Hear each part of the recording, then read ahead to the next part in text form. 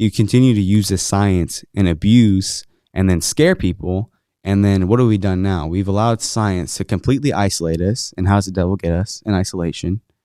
And you're going to continue to be in your room all day where the devil likes you to be. You're going to get away from your family. You're going to get away from your friends. You're going to get away from your job, get away from your church. You can't go to church. And we're going to continue to isolate you in the name of science.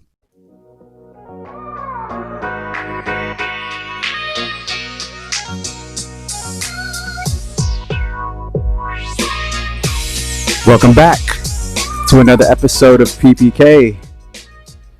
Miss being back. Yeah. What you boys? Yeah, it's nice. Feels good.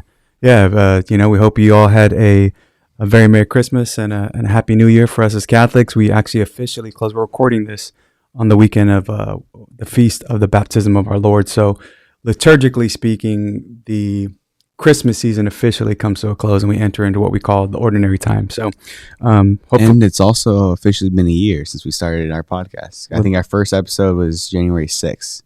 So 1 year, the views keep going down, but our hopes keep going up. So don't worry. You can't hold us down. Yeah. Way to start it in. If we were bigger, they'd cancel us anyway. So it doesn't matter. True that. We might have to move over from YouTube to Rumble or something. So yeah. But yeah, we started off in the 2020 year, which has just obviously been a crazy year. To be quite honest, I know Keone, we told you this last time, but Keone and I are doing Exodus 90. So we're pretty oblivious to what's going on in the world today. So, whatever's going on is going on, and we're trying to stay close to Christ and in prayer. So, kicking off our inspiration today is Meeks. What's going on, Meeks? So it's another topic we'll never do justice, just like all the other topics we always do. And once again, it's always to encourage you guys to educate yourself first. And we're just a few brown guys just trying to give some knowledge that we have and share some truth. But as you guys see from the title of the video, we're doing a little Bill Nye science rules vibes. Even though Bill Nye's not a real science guy. Yeah. And so, really, we're going to talk into a lot of things. I think the biggest point and the biggest theme to take away is that is science in any generation, especially ours, is it there to find truth, or is it there to justify our worldview? And I think no matter how far you go back, it's always to justify our worldview. I don't think there's any scientist who goes in mostly to let me just try to find this truth, even though again it goes against the narrative, because then they'll just get canceled like the rest of them do, right? And we've seen that with certain COVID doctors and things like that. So it's always going to have to fit in a certain narrative, and I think that's an important part. And I'm going to talk about evolution from Mr. Darwin, even though we'll get into that. And the reality is even he had a worldview before he had found where he found on the Galapagos or whatever island that was. And also, I think it's an important topic to understand, or a theme to understand, that anytime you make a moral claim, you're always making a scientific claim. Anytime you make a scientific claim, you're also making a moral claim. So scientifically, if you say whatever it is through evolution, or you think that everything was designed, you're making a moral claim through that. If everything was designed, then what does that say about morality? If nothing was designed, we're all just evolutionizing and whatever that is, and he was a monkey, and then he really wanted to think super hard and then become smart, and he somehow, 1,000 years later was just super smart, then you're also saying something about our morals. So it's important to kind of take that in, because I think a lot of Christians and Catholics, for some reason, are like, oh no, science is not really for us, or maybe vice versa, and it's they have an intrinsic relationship.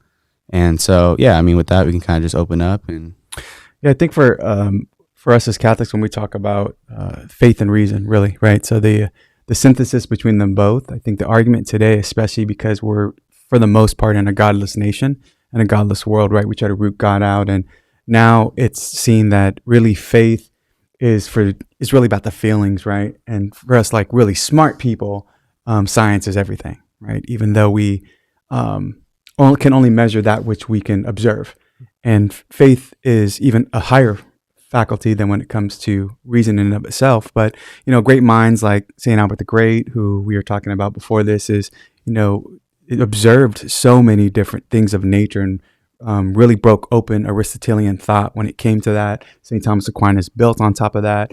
But I think it's really calling to mind that truth is truth.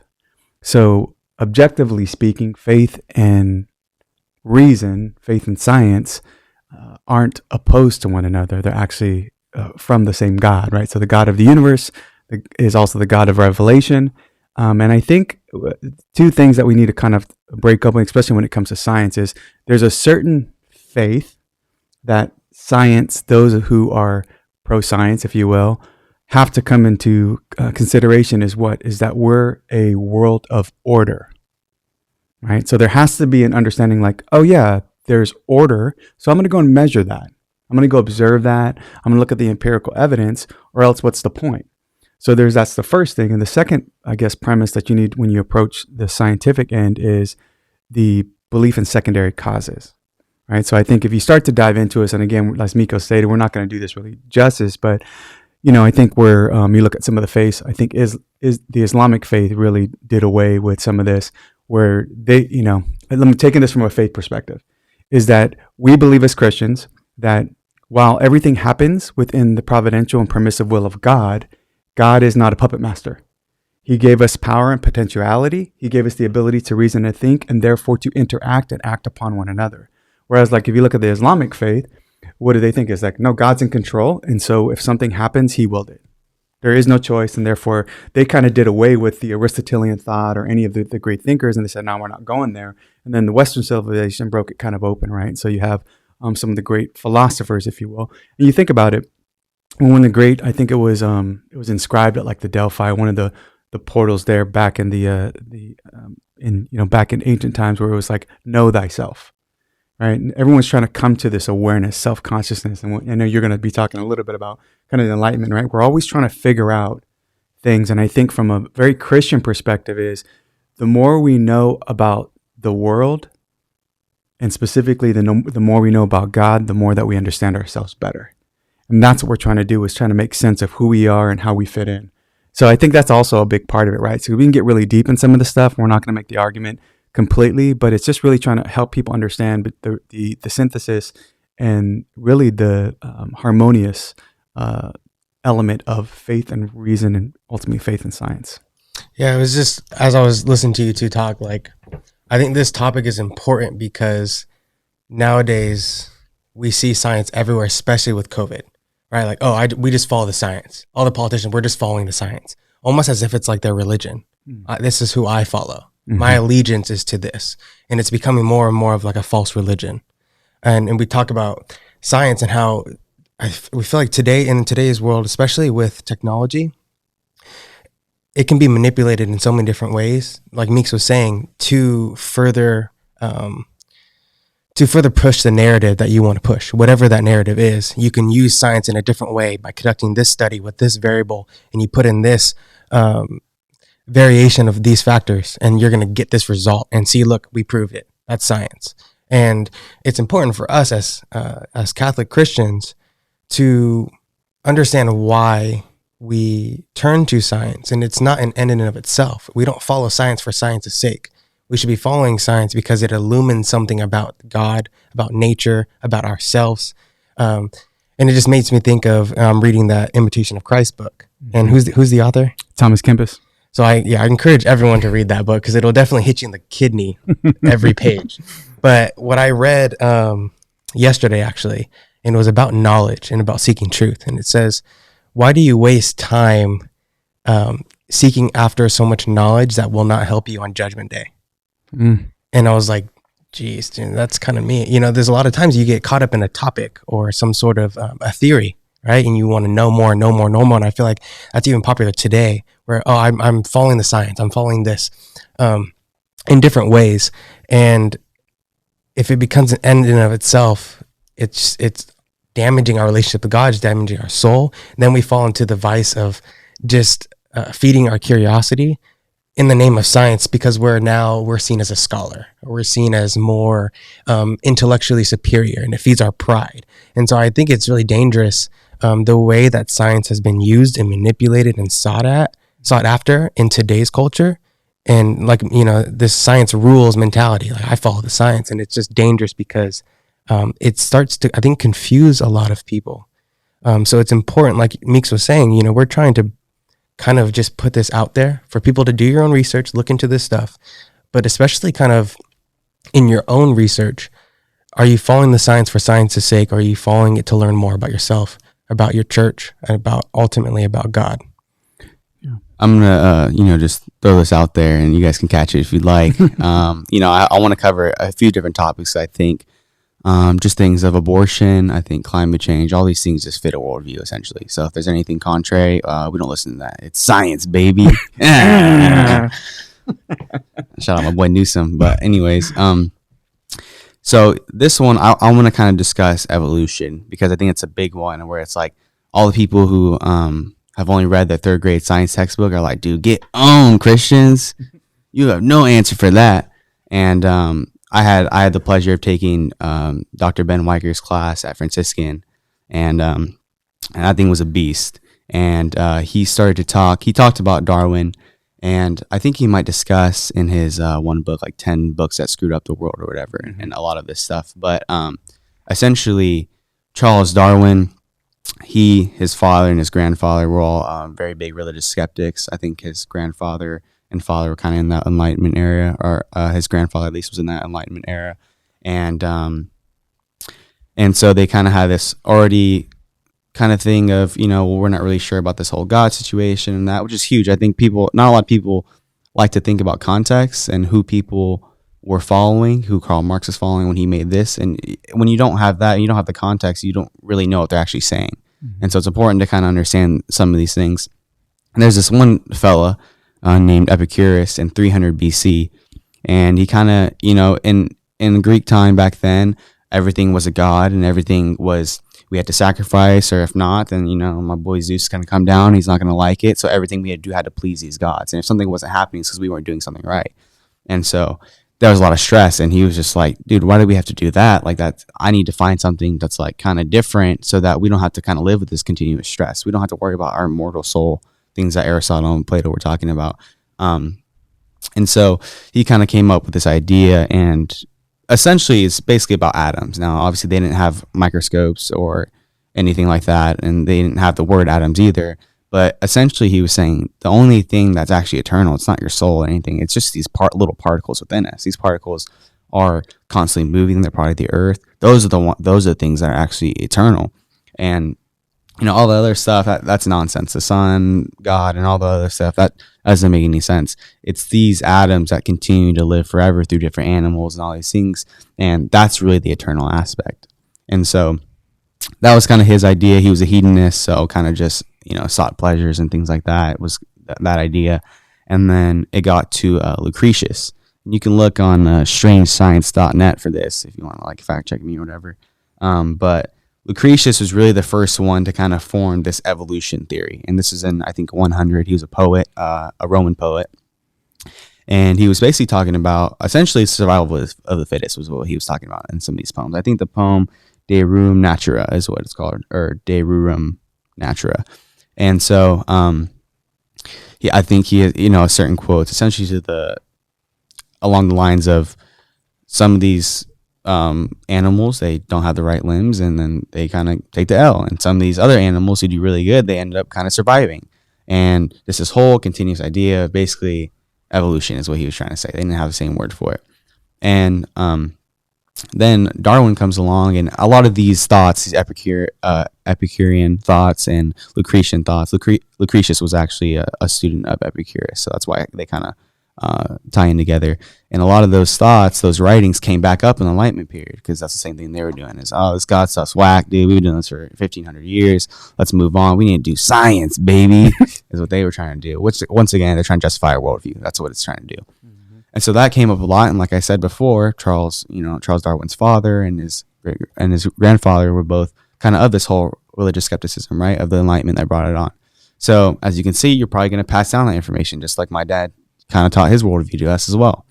And so now you have this worldview of, well, we don't really know about the religious stuff, but hey, this one guy, Epicurus and Lucretius, they have some fascinating ideas to these particles, these atoms. And that's what Lucretius literally... he has like 3 different parts, and I think so it's 3 different books in these De Rerum Natura, however you say that. First part deals with atoms, second with the soul, third with cosmos and mortality, which is fascinating for 100 to not have any of that science, and that's what you're dealing with.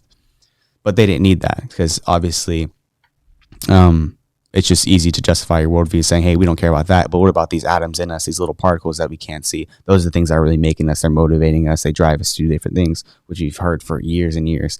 So Darwin had these thoughts in his mind. And then when he went to the island and saw a fish come out the water and start breathing and then grow limbs or whatever he was imagining happen, that was able to justify it. And like I had said before, I think we said in the last episode, people want to force down your throat, oh, you don't believe in evolution? Well, it's a theory once again. So a theory doesn't have to be accepted by everybody because it has holes in it. And the reason why it has holes in it is because it was trying to justify a worldview and it wasn't necessarily true. That's kind of how it goes. And so it's just fascinating to me because you have this 300 BC, 100 AD, and then I think 1800s is when Charles Darwin came to play. And then as soon as that hit, it became, what? You don't accept this? Are you kidding me? Are you stupid? It's science, baby. Like this is true. You can't prove that God. You can't prove the morality part. And people I bring this up because the same arguments now. What Sam Harris says is that our morality, Judeo-Christian values they're not here because they're true. They just last the longest. They worked for us the best. That's it. So same thing with these animals. I mean, the lions, the tigers that we see now, they just found a way to somehow last this long.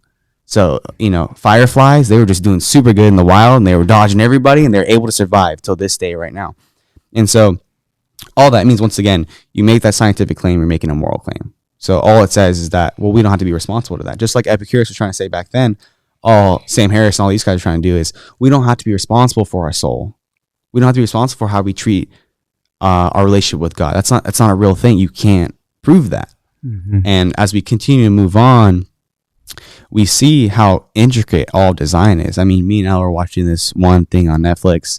I know we probably shouldn't watch Netflix, but we're watching this nature show, like Night on Earth is what it's called. And the intricacy of every animal and the way that how they were designed to live and to kind of maneuver through the forest and through tigers and all leopards and these people that are constantly hunting them, to the way that everything about their body is supporting how they live. And now you could either take that as, well, it's because they survived and they found out how to do this. And at first it was actually a fish that came out of the land and then it really wanted to crawl, so it grew limbs somehow, and then it came out, and all these physical adaptations, right, of evolution. And you just kind of recognize like all this stuff has an order, it has a design to it.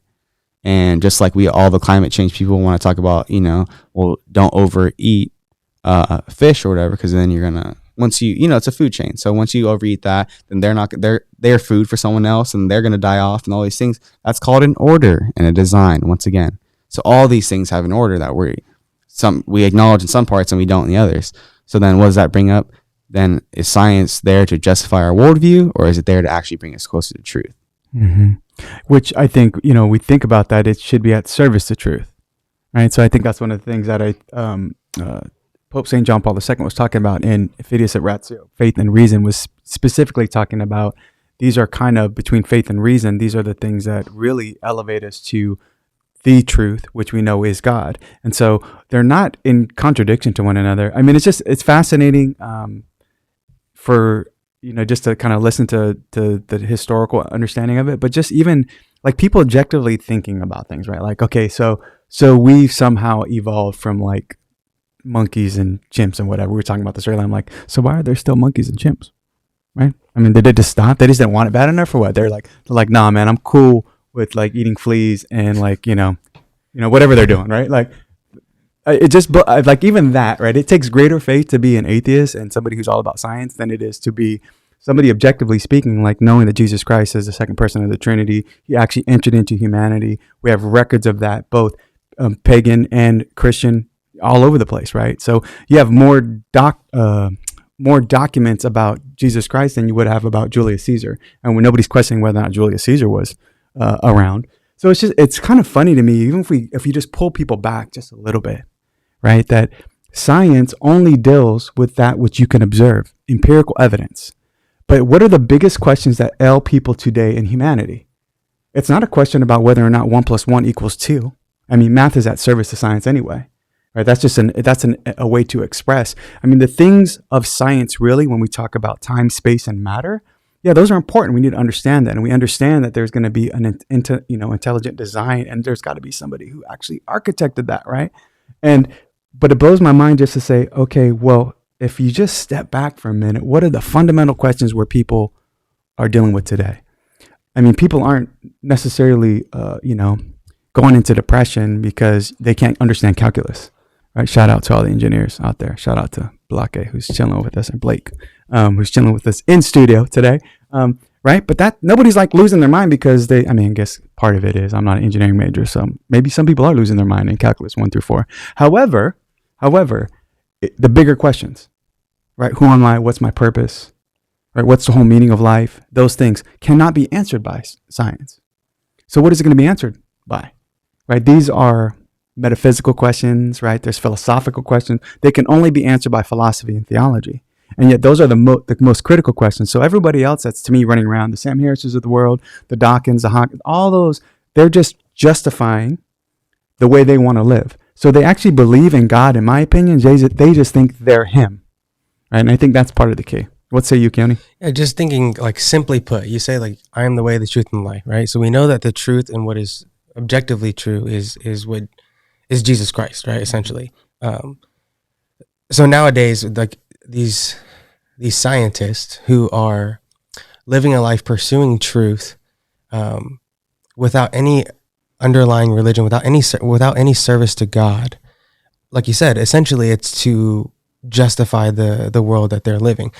And don't get me wrong, you could pursue truth for truth's sake and it can point you to God, but we're not seeing that in today's world. It's actually pointing you further away from God. And that should raise red flags for us as Christians as we're looking at the science rules, right?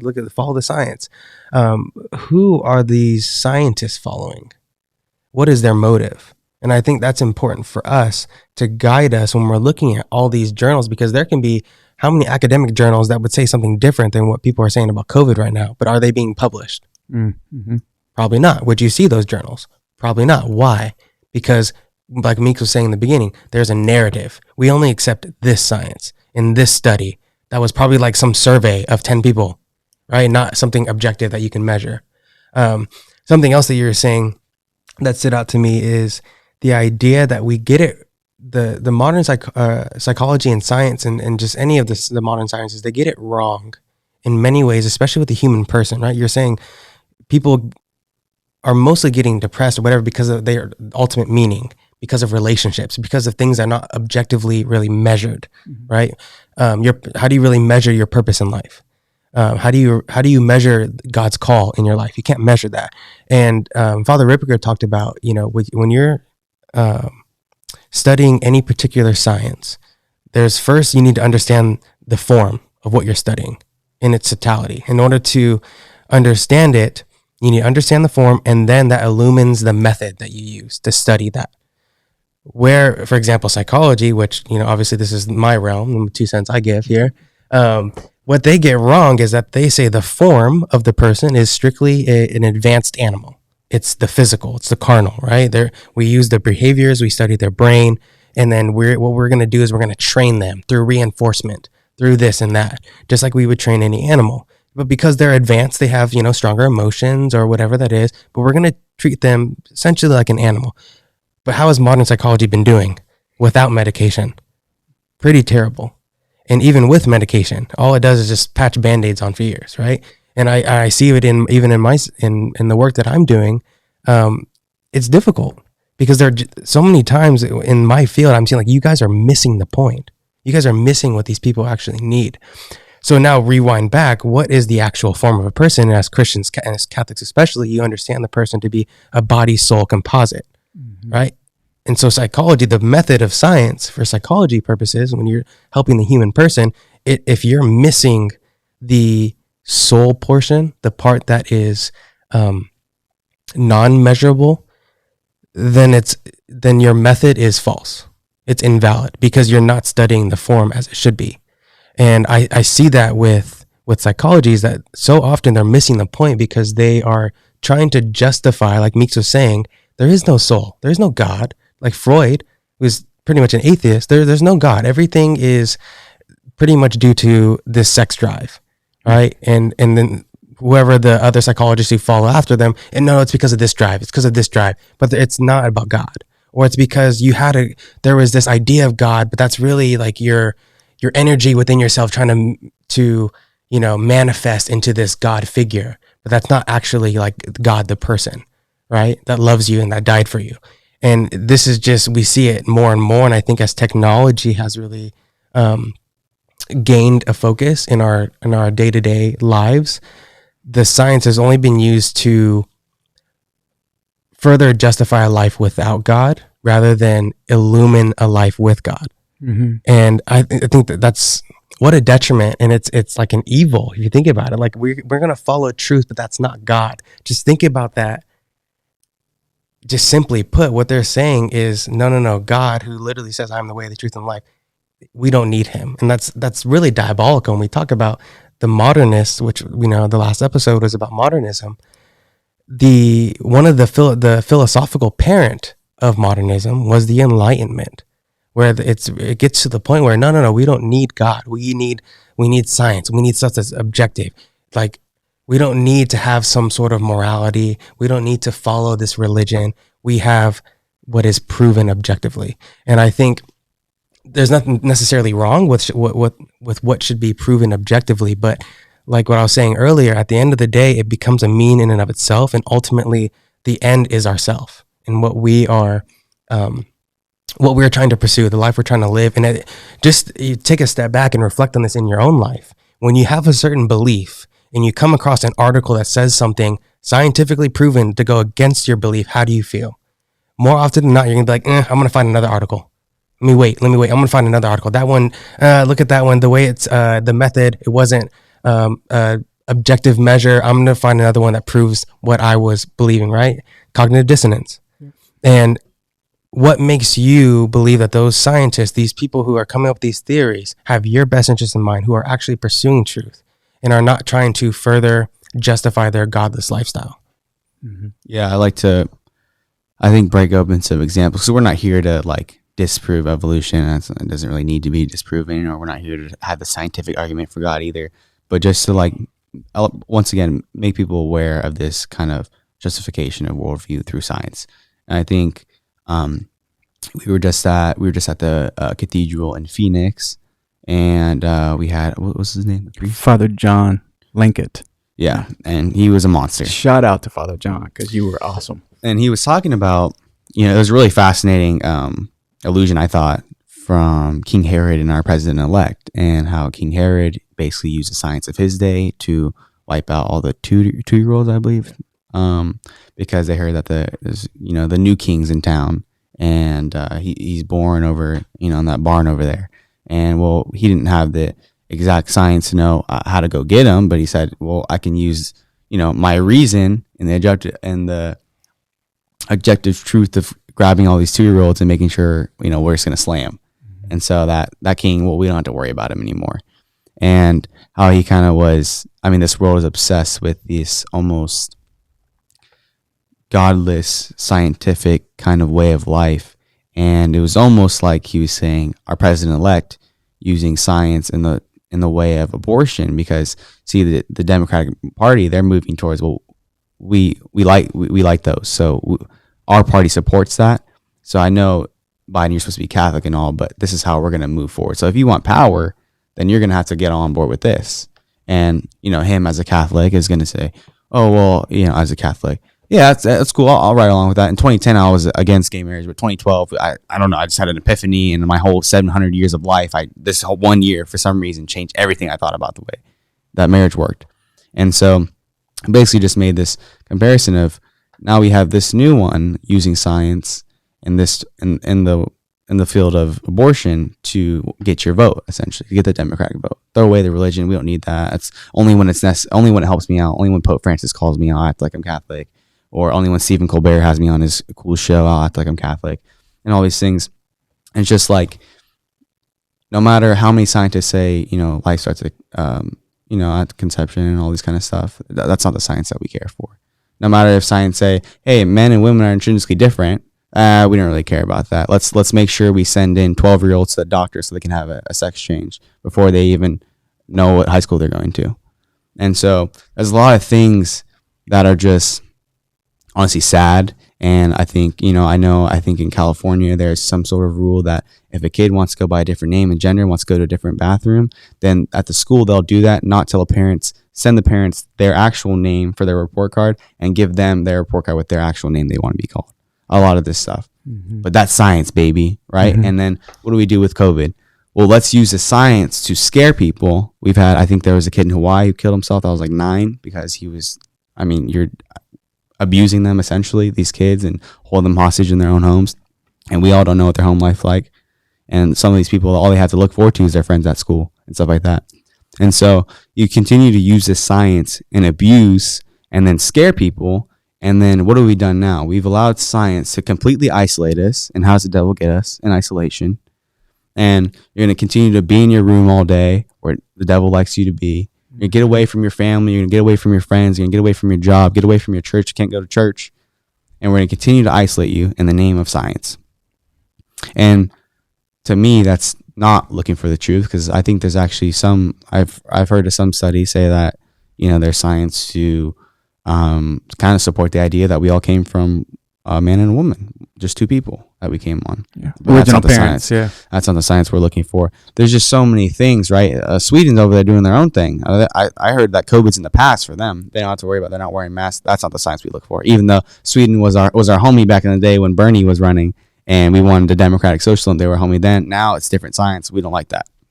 And so it's just this like sick abuse, and it just gets frustrating for, I think, all of us, especially just us trying to live it out and trying to be truthful. And I don't know, it's just like this continued shoved down. I love seeing these stickers on cars of pro science. Yeah, I'm sure you are. And just so much of this stuff. The climate change, I think I think about the obsession with electricity. If I'm not mistaken, to make electricity, you have to burn coal to do so. And isn't that the exact issue why we have problem with all the gas and stuff like that? Because it goes in the air. If you burn coal, I'm pretty sure the same smoke goes in the same air. All these CO2 and the ozone and all this stuff. So it's like we don't even think about that stuff. But because in my Prius out there, you can't see the smoke out of the back, so it looks like it's better. I think that's what it is. It looks cleaner. And in the stove, you don't see the fire come up, so you just have electricity. All this stuff. It's just nonsense. Like, I get it. We have a role to play, sustainability. I understand that, but this obsession with it, with all these celebrities telling us about how we should live our lives, right? How we should be sustainable, and they're flying on their private jets all the time. Yeah. Are they taking a boat? Like Greta Thunberg, whatever. She's just, the whole way. She's coming to America the whole way on the boat. Are we all taking those steps? It's just like, at a certain point, are we ever going to question this? Are we going to question the science? Or we can't question science because that's the new God of our day. And just there's so many examples of just this nonsense. Like we literally all, for some reason, media likes to take Bill and I seriously. Like, should we have Jerry Springer as our new? Should we have him back on as the head of all relationship advice too? Yeah. Like, what are we doing here, dude? Yeah. And so so many things. It just fascinates me and blows my mind, because I don't know how many times. How are we going to continue to let them just brainwash us in every aspect in the name of science, because that can actually be proven. The God stuff can't. Yeah. And I think it's deceptive too. So I was just listening to a video with Blake, actually, and it was by Census Fidelium, who just strictly bars every video that you could ever listen to from them. But there was a priest who was talking about evolution, and how, I believe it was Karl Marx, who was trying to pretty much give recognition to Darwin for his theory of evolution, how it could further his Karl Marx's classism, like belief and ideology, and kind of doing away with God. And it said something to the effect of, like, Darwin didn't want his recognition, because while they had the same end, Darwin was trying to go in a kind of backdoor route. Like, no, we're not going to blatantly say that God doesn't exist, or blatantly say that, morality, we don't need morality or anything like that. What we're going to do is say, no, you follow our science and what is true. So then people are automatically, there's our curiosity. We want to find what's true, what's factually, satisfies our appetite, our intellectual appetite. We're going to follow that. And that's the way we're going to get them away from religion. Why? Because people are so, we are often so hungry for knowledge, which is obviously supposed to lead you to God. But when there is no God in your life, it becomes to feed yourself and your own appetite, right? And so you, with the whole culture already doing away with God, Darwin comes up in there and says, here's science. Look, just obsess over it. Here's the theory of evolution, whatever. And he doesn't want that recognition from Karl Marx because no, what they're doing is the modernist view. We're going to slowly kind of tinkle head, we're going to have one foot in with religion, but we're going to kind of create our new religion. And it's not going to have God, and if it does have God, it's not the God that you say it is. No. It's based on the natural, what is observable. We can explain it, or it's based on your sentiment within yourself. And we talked about in the false religions. So I just think of how dangerous it is. And even today, like you said, abortion or climate change, these words, and like, do people even stop to say, like, what is, the climate changes. So what? Yeah. What does that even mean? If you actually have an issue, like we have an obligation to take care of God's creation, to sustain it and respect it. Let's talk about that. Well, what is climate change? What does abortion actually mean? Are you ending a human life? Or are you not ending a human life? And last time I checked, if you stop a heartbeat deliberately, that's called murder. So it's like, in the name of science, who are all about facts, there's these words, which I feel like in science, you should be able to define your terms, right? If you're going to objectively study something, you need to operate off of the same terms, right? And these terms are all lofty because we can use them. Oh no, dude, that's not a human. It's just a clump of cells. Well, they're changing it though. So you just bring it up. What was climate change before it was climate change? Global warming. But that didn't work because what happens when it's cold, right? So it's like, oh, we can't spring the ice ages. Oh, that's not global warming. Climate change works, right? It's the same thing with what we're doing with gender and sex. What was gender before? Sex. Now we're saying gender, but that's a social construct. Now I can choose my gender. So you start to separate from the science, right? The truth of all that. And I think that's the crazy thing is that now we see in this crazy world, the hijacking of all that. They're confiscating, they're repurposing words in order to fit their narrative, their agenda, right? And that's the thing. One of the things, we've talked about this before, but all of this, when we were just listening to all of this, I'm like, we're living which scripture tells us in the Romans 1's issue, right? This is a perfect, I just want to read from it because it's from Romans chapter 1 from St. Paul's letter to the Romans. But it says, for what can be known about God is plain to them because God has shown it to them. Ever since the creation of the world, his invisible nature, namely his eternal power and deity, has been clearly perceived in the things that have been made. So we are without excuse. For although they knew God, they did not honor him as God or give thanks to him, but they became futile in their thinking and their senseless minds were darkened. Claiming to be wise, they became fools and exchanged the glory of the immortal God for images resembling mortal man or birds or animals or reptiles. Pay attention because this is when he starts the consequences of that. Therefore, God gave them up in the lust of their hearts to impurity, to the dishonoring of their bodies among themselves, because they exchanged the truth about God for a lie, and worshipped and served the creature rather than the Creator, who is blessed forever. For this reason, God gave them up to dishonorable passions. Their women exchanged natural relations for unnatural, and men likewise gave up natural relationships with women and were consumed with passion for one another, men committing shameless acts with men and receiving in their own persons the due penalty for this error. And since they did not see fit to acknowledge God, God gave them up to a base mind and to improper conduct. They were filled with all manner of wickedness, evil, covetousness, malice, full of envy, murder, strife, deceit, magnanimity. They are gossips, slanderers, haters of God, so on and so forth. Sound like anything? Right? We're exchanging our own. So God's like, look, you can't even see what's in the observable. None of us have an excuse, right? The great minds of, like St. Albert the Great, right? People were challenging him back in his day, in the 13th century. Because he was just saying, look, you can actually reason. That's what St. Thomas said. You can reason, right? Just objectively reason. If you can see God's hand in creation itself because we see order, right? So people are challenging him because they're like, oh, that's too paganistic, right? Because everyone was thinking about the Greek gods, right? Because it was so disordered. It was so chaotic. There was no order to that because you had gods fighting each other, which is kind of not God, right? So there's this idea that because we ourselves have been so dumbed down, we think we're so smart, but we're not really, right? And then look what happens. We exchange ourselves for our own lustful passions for one another. So all of this is just, to me, a Romans 1 problem. When you refuse to see God and you choose other things to fill in God, the God void, which is essentially in this case what we're talking about, science. Well, look what we have. You know, we can't even agree, even though science will tell you when life begins. Science will tell you it's either male or female. Science will tell you, I mean, you want to look to the animals. Yeah, they'll tell you whether or not a male and a female, anything, fill in the blank, cat, dog, monkey, right, produces life when there's those two, right? That tells us a lot about ultimately God and himself and what we should be called to as humans. Meeks? Yeah, what comes to mind is The Giver. You guys remember The Giver? And that was it's a fire movie, good book too. But the idea that we know what's best for you. We're going to assign your jobs. We're going to do all this. I don't think they could see color. I think it was the whole thing. There's all these things they couldn't see, right? It's really fascinating how that works. And so they controlled every aspect of it. It's almost like they were censoring things, right?